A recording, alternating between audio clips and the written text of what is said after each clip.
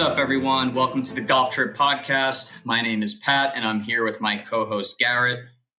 Hey, what's going on, everyone? My name is Garrett. I'm really excited to be co-hosting with Pat. Really appreciate you all listening today.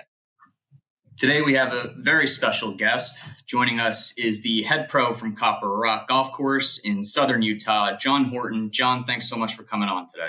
Thanks for having me. I'm excited to have some fun, answer a few questions, and get this thing rolling. Why don't you just start by giving our viewers a little bit of background about yourself and your journey to Copper Rock?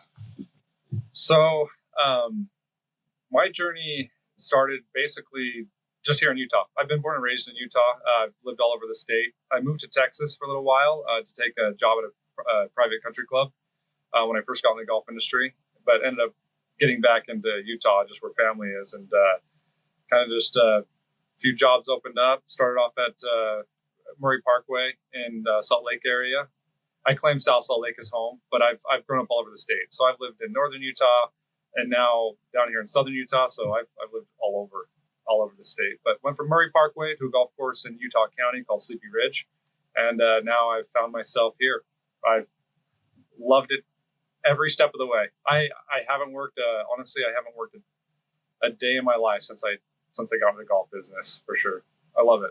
Passionate about it. Yeah. Love that. That's definitely the goal for sure. And it seems like you've landed obviously at an amazing spot. So just kind of to get a little bit into Copper Rock itself, obviously relatively new golf course. You guys are about a 2-hour drive from Las Vegas.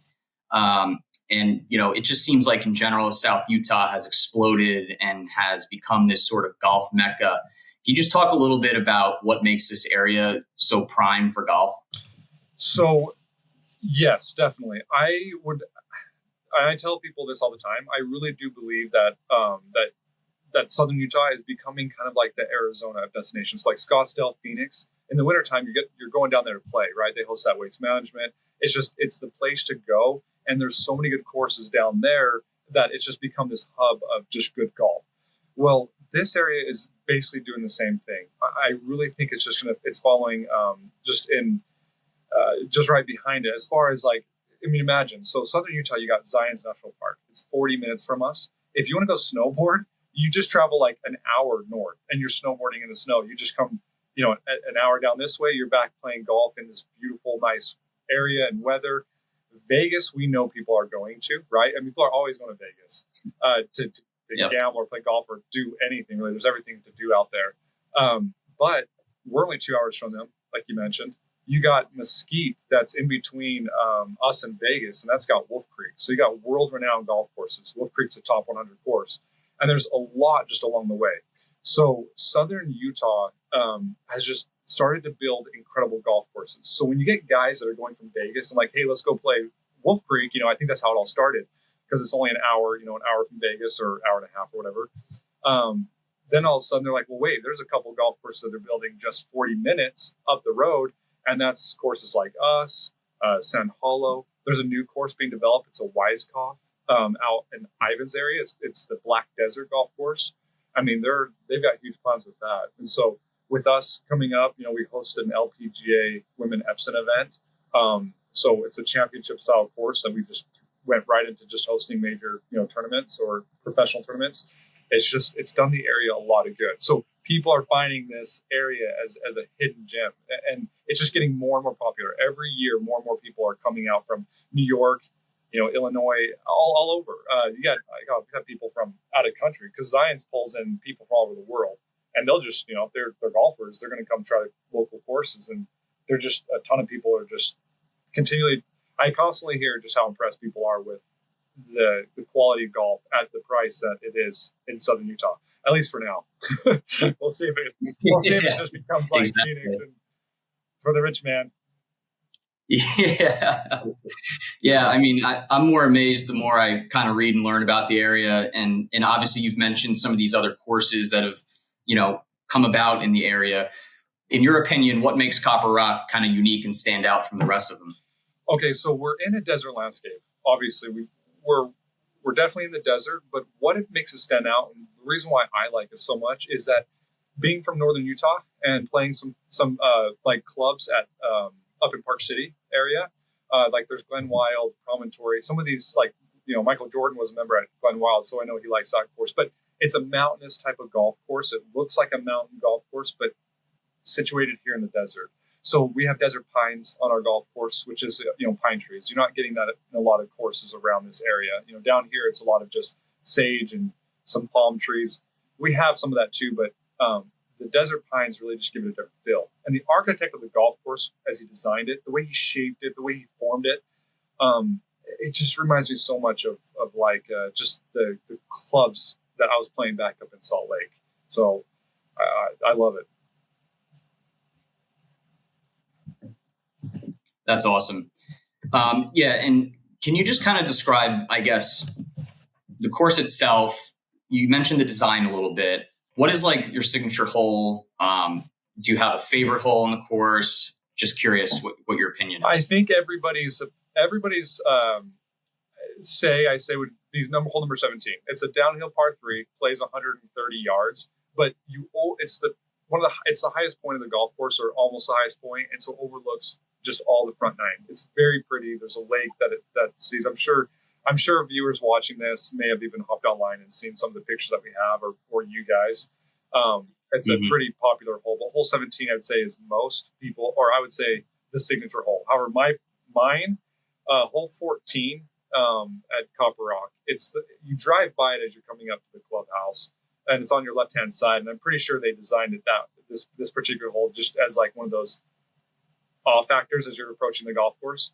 I think it's my favorite hole. I think it looks so pretty. But hole 14. So I don't know if we have a picture of it online, but you guys will see it in October. Oh, for sure. Is that par 3 the downhill one, and there's like a creek that kind of like runs or cuts it off, or is that a different par 3? Yes, no, that's it. Yep, that's it. If you see, it's the lakes in the background with that shared green with 9. Yeah, it's I'm excited. Pretty image. Yeah, that's our signature one. I personally like 14 though. It's my favorite. 14 and 8. You guys will like 8 too. It's 480 yards, and it's like a little slightly uphill. It's a par 4 too, so it's a good golf hole. Yeah, I mean, just off like the website and seeing a lot of the pictures and flyovers that we were talking about with the team, I mean, just looks like a super challenging course too. One question I had for you is where, like, I guess, what would you consider the main defenses of Copper Rock? Like, what is making it a tough course to play? Because I know like the low is actually not too low from just an initial conversation that I've heard. Fair question. Yeah. Garrett, that's a good one. The greens, and it doesn't matter how old the golf course gets, they're gonna remain firm.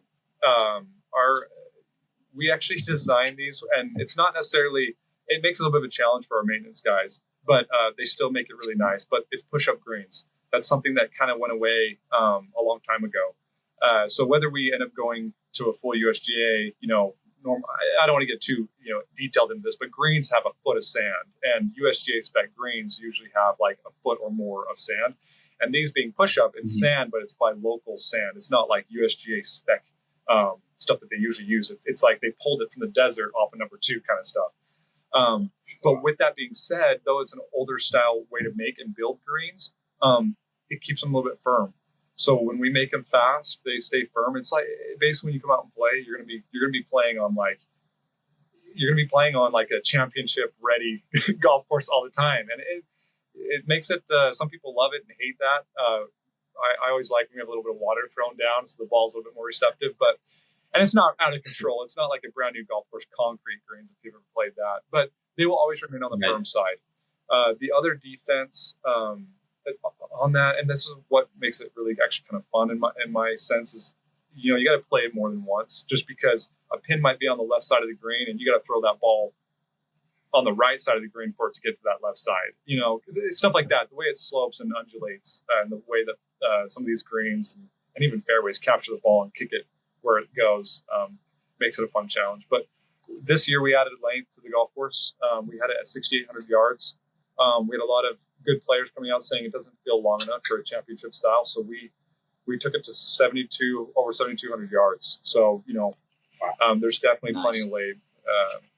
I don't know what kind of players you guys are, but if you try from the back tees, you'll see it is the hardest golf course in southern Utah. So we did get that credential this year with the addition of those tees. They rated it.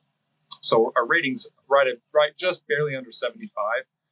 And which just means, our low round right now, the course record is 69. So let's have you guys come out and beat it so we can put your scorecard out here. I was going to say, that record is safe from our group in October. Trust me. That's Pat right there. We played an outing and they called Pat Scratchy. So I'm not. Pat's pretty good. Yeah. I'm far from it. But yeah, that's kind of amazing to me, because when I first saw Copper Rock on the website, and I think, Garrett, I even talked to you when you were like, oh, guess what the course record is? Like, I guessed a very low number because it just seems like it's very open. Like, can you lose a golf ball there? Like, I don't know. I mean, I'm capable of losing golf balls everywhere. Oh, trust me. There's the Copper Rock trolls are out there somewhere. It's like, you think it should be an open area and you'll lose it. Yeah. Because if you miss the fairway, there's rough, but it'll go into sagebrush desert. Depending on the time of season, if it grows up and it's all luscious out there, that stuff grows up pretty good. Mm-hmm. You can lose a ball. But really, I would say 50-50. It's a solid 50-50. Yeah. It just depends on what the golf gods are giving you as a break that day. You might find them all, you might not find any. Exactly. That's calm. Yeah, I'll take a whole sleeve of Kirkland's out with me. The whole box. The Kirkland's. Kirkland's a good ball. Listen, I love them. I play them all the time. It's just I go through them like water. $30. I don't know how much are they? $30 a dozen. It's great. Yeah, can't beat it. One thing too, I actually see it on Instagram a lot, and I don't know if it's just maybe a certain day, but like the wind out there, you don't expect it, I guess, like a desert wind, but I hear like the background noise, the wind is shaking the camera and it's tough to hear the full audio sometimes. Is it like a windy course? We try not, notice how I didn't say anything about that. The less we talk about it, the more it doesn't exist, right? Oh man, I'm sorry. No, yes, it gets windy. To add that to your defense, I honestly didn't even think about it because it's such a beautiful day. It wasn't even in my mind, but yeah, springtime in southern Utah is where it's mostly windy, coming out of that winter into summer. So that's when the winds pick up. Mm-hmm. October, fall golf is usually gorgeous, but there are days that absolutely, it'll gust. You'll have 40-mile-an-hour winds plus. It's wow. I'd say our average bad day is 15 to 20 miles an hour. So, that's definitely a defense. Yeah, southern Utah is going to be windy. This area particularly. Yep. Yeah. Makes sense. Garrett, I'm sure being a real estate guy, you probably want to talk about all the premier vacation rentals that they have on the property. Oh, man. Yeah. So, you go onto the site, right? And with us booking our trip, Pat and me do a lot of like the research on looking at where we should stay and things like that. The real estate out there, the modern like mansions, if you will, on the course, they're gorgeous. Like, I and just reading the feel and like kind of how like a premier destination you guys are, very high end feel. The houses match exactly kind of what the website looks like and how you guys portray yourself. Could you tell us more about like the real estate out there and just how, the development and how awesome it is? It's stunning. Really, it is.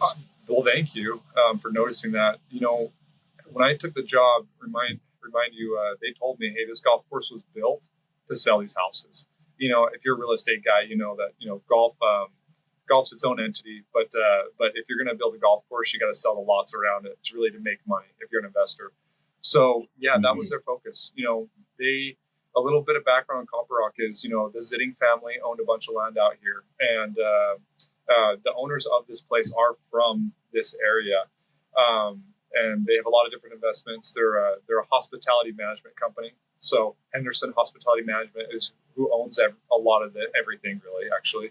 They build the homes, they sell the homes. They may do it through contractors, but it's their bread and butter, and they kind of oversee all of it. So they wanted to definitely build a golf course that was premier, though. And two, again, like you had said, shadow the houses they are building. So these are, along the golf course, the plans for Copper Rock, this community, is 2,200 homes.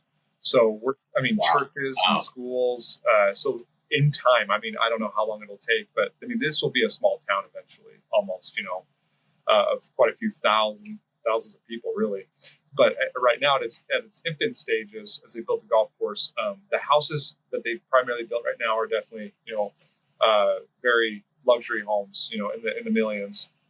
And then they're right now their focus is building the North Slope, they call it, and these are the more affordable houses. So they're still very nice, they're still very modern, but more for the guys. Well, unless you guys are millionaires, probably like me, right? So I can't afford the house on hole number 11, but maybe that one over there. So they'll have a great hybrid of each of it, but they're going to definitely take those prime lots, hole 17 signature hole and the ones by the golf course and make those really nice houses. So that's what drives this development. We need those homes to sell. It's very important. And we just hope that as we do this LPGA Epson event and join guys like you and just get the word out of getting more people here to play golf, that we get more people that are like, hey, I want to buy a house out in southern Utah. One, because it's the hidden gem area. Yeah. It really is. It's growing like crazy, and it will only continue to do so just because it's such a unique area in all of its benefits. Yeah, for sure. We every conversation and every golf trip that Pat and our group goes on, or especially our friend group, I mean, you fall in love with the area. You don't realize the real estate, right? We're out on the East Coast, but the real estate's awesome. The different golf courses and the different atmosphere. It's really cool to see. And, you picture yourself, you're at an Airbnb or you're at a vacation rental and you want to like enjoy the spot and like, wow, could I actually get a secondary home out here? So it's a spot where, very similar to like the Scottsdale area, just that modern vibe in the desert. It's like a villa vibe. It's just really cool. And it's like, it catches the eye. And I mean, just the design out there is awesome. So that's one thing a bunch of people have already talked to us about, and it caught our attention for sure. I mean, I don't know if this will make the podcast or not, but I got to tell you a story. They built some twin houses. They're like 3,000 square feet along hole 11. So they share garages and they're really nice. When I first got here, they were asking $650,000 a side, and they're upstairs, upstairs, getting 3,000 square feet. So they're nice. But I was sitting thinking like, oh, that's kind of steep. I hope they can get it. 1 year later, they sold the last one for $1.5 million. I was like, hey, wow. I'm kicking myself in the butt. I missed my opportunity to invest. So you got to do it. You guys have the money. Double the invest in something out here. Yeah, man. We always talk about it. Pat, what did I say? Let's get a rental out in Arizona or southern Utah. Start renting out to golfers. Yeah, I mean, southern Utah seems like the spot. I mean, Scottsdale has. You're probably too late on the Scottsdale train in a way. You got to go South Utah for sure. That's crazy. 2,200 homes. You said that's the plan. 2,200 homes built out. Yeah. And we're in a small clubhouse now, but there'll be a full hotel. There'll be a full pro shop and restaurant. And actually, we're contemplating 2 hotels in this area, like nice. And we're talking like Hilton's, so something really nice. But again, it all just derives on how many people just keep on coming out and buying homes. So they'll just develop it as they sell the homes they're building. Yeah. Wow. And one last question on that. On like the plots, I know they're more modern mansions and these luxury homes. Those other, plots that we're kind of talking about, is the goal to do the more affordable housing? Is it more townhouses, or is it going to be more like those kind of duplex kind of vibes? Yeah, there's a hybrid. Honestly, I wish I could tell you exactly what that layout looks like. I've seen the plot map, right? But what they're building exactly, it changes. It flows a little bit just depending. But there's going to be a good mix. There's definitely going to be the $1 million+ homes, but they built those twin houses.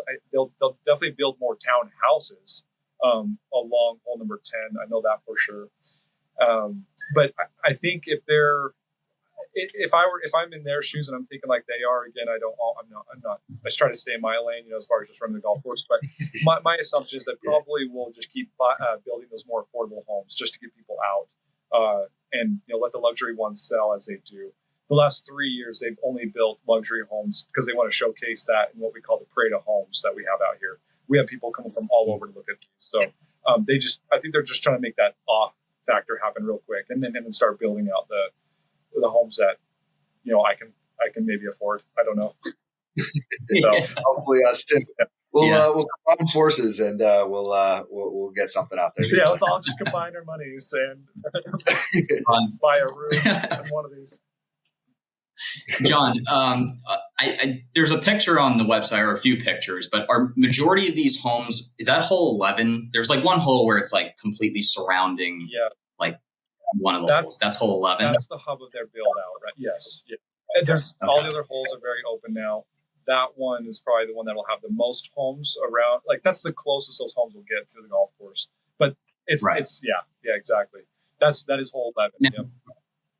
Are those homes that like people like us, if we want to come to Copper Rock, we can actually rent those out for a weekend or a week, or are those homes that you are trying to sell for full time? That's where you guys are staying. Yeah, if you come out and you're going to rent through Red Rock Rentals, that's where you're staying. So yeah, investors came in and bought all those twin houses. They rent them out.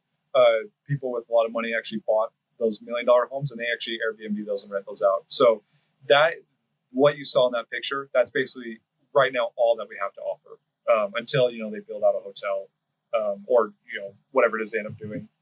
I'm pretty sure right now it's a hotel. It changes between Airbnbs are so successful, man. There's a lot of money that they can make in Airbnb, and it doesn't require a whole lot of you just build one house and sell it for $3,000 a weekend or whatever it is the time of year. But so they've thought about making maybe the hotel going to like a just an Airbnb resort with like a lazy river kind of stuff, like condos kind of surrounding like a. So it's gone back and forth, but we'll see what they end up doing. That's awesome. Yeah, I was completely unaware that those are some big plans, and that's awesome. It's really going to put that place on the map. Yeah, they've got like I said, they've got a lot of land that they're invested in, and I mean, yeah, really, I just wonder as long as the economy stays or the interest rate stays at somewhat at bay and can go down a little bit, get people buying more. I mean, Zion's 40 minutes away. We got two lakes that are within 10, 15 minutes of each other that are awesome reservoirs. And then again, Mesquite, Vegas, a couple hours. So I think that people will be flocking in pretty heavily and continue that way for the next long while. But yeah, big plans. Yeah. That's awesome to hear. Two other questions that some of our friends wanted us to ask. So number one, a lot of people say that playing in South Utah is the closest you'll get to playing golf on Mars. So we'll address that question. And two, when we come out in October, what's the number one cocktail that we should get at Copper Rock? Love it. All right, man. You're gonna find out pretty quick that Utah kind of sucks with its alcohol laws. A cocktail will be a nice beer, whether you like that dark or light. I love that. I figured you guys would have some good breweries out there. We actually do. There's a local one called Silver Reef. We have those beers in the clubhouse. So we have our for all the listeners coming and traveling in. So we don't serve alcohol before 10 o'clock. So you can't drink all day. It's hard to do that, but you can start at 10. That's probably best for us anyway. For most people, for sure. But yeah, so we have beer. We don't have any hard alcohol, unfortunately, at this point. Our license only is just beer. So try Silver Reef when you're out here. As far as golf on Mars, you guys, there's a lot of red rock around the area. Where we sit, we call it the name Copper Rock actually came inspired from this mountain range. They call it the Cliffs of Hurricane that we sit next to. They're more tan. That's actually more copper, I would say. But the deep red you do have some beautiful scenes when you're playing the golf course of the deep red that you see in Zion's. And so just outlooking and seeing the surrounding mountains, there's definitely a lot of red rock. As you get closer into St. George and the Ivins area, that's where you have that really thick red rock with the contrast of really luxury green. So it's really nice. So you get more of that on the, I would say the what is it? The west side of St. George. Over here, you're getting some of that, but a lot more of this mountain range that we set up in it. Which, by the way, I mean, it probably shows on some of the pictures. It's the most Wild West mountain range I've ever seen. It reminds me of like Butch Cassidy and the Sundance Kid. I just think some guy on a horse traveling up the trail side. So it's neat. It's pretty. Love that. So yeah, I was gonna say right off the website with the sun hitting it and some of the pictures that you guys utilize in your marketing. I mean, it's beautiful. Just the sun hitting it, that copper, that feel. I mean, just feedback that we've gotten from people excited about the partnership that we're launching.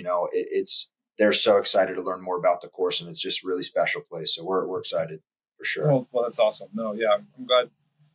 We're pretty excited about it too. I'm glad you guys are. And again, I think this is a great partnership, and we're looking forward to it. Bring us everyone, you guys. Oh, yeah, we will. We will for sure. Well, John, do want to be conscious of your time here, because I know we've been you're probably pretty busy, but we'll probably wrap it up here. So do want to thank you for coming on the podcast today. I do think that our viewers got some really valuable insight from this discussion. I do want to give you the final word. Is there anything else that you want to tell our viewers about Copper Rock, or perhaps best way to contact you guys or find out more information? Oh yeah, you guys just go online. Check out the golf course on the website. If you're not from here, give us a call in the pro shop. Make a tee time. The big thing right now, something that we prepare for every year. That you're right. I'm pretty busy. At the end of the month, we host that LPGA ups, and we do it right. We spend a lot of money to make that tournament really good for those girls, but just to make it awesome for the spectators. So. If you guys ever get the chance, or anybody that watches this gets the chance to be in Southern Utah during this time at the end of April, we host that event every year, and you got to come and check it out. Watching those pros play, those girls are, their drives are like my average drive, right? They just pound the ball. Their game is so good. Oh yeah. So it's really fun to watch the LPGA girls, because it's really more retrospective of what the average golfer is doing. So if you guys haven't ever watched any tournament like that, or for anybody, come out and watch it here, just because it's, we try to make it a pretty big deal around this area. So check us out on social media, Twitter, Instagram, Facebook. You guys mentioned the marketing that we do, the pictures that we have. The guy that's in charge of that does an awesome job. And so he's always trying to keep it active. We do a lot of fun stuff. We've got Beat the Pro going on to showcase the new tee boxes. I'm out there grinding, playing a score. And if you can beat me, then I'm going to give you some free stuff. So we're always doing fun stuff to get people excited to come out and play and maybe get free merchandise. So there's just a good excuse to come play Copper Rock all the time. I love that. Yeah, I saw from the recent video, you got a nice fade going into one of the holes. It was beautiful. Beautiful swing. Yeah, sometimes turns to a slice. Yeah, I love it. Yeah, I love it. Oh man. Yeah. You're definitely going to get beat this last week. I played hole number 2 and went bogey on the black tee, or on the furthest back copper tees, I should say, and then I double bogeyed like the most forward tees. So got to give away that stuff. Looking forward to it. Awesome. Yeah, well, obviously there's a ton of exciting stuff happening at Copper Rock, and I know me and Garrett are really excited to get out there. So for the rest of our viewers, be sure to check out Copper Rock's website, give them a follow on Instagram and all social media. As always, GolfTrip's here to assist you any way possible with all your trip planning. Thank you guys for listening, and we look forward to having you guys on the next GolfTrip podcast. Patrick, Garrett, thank you.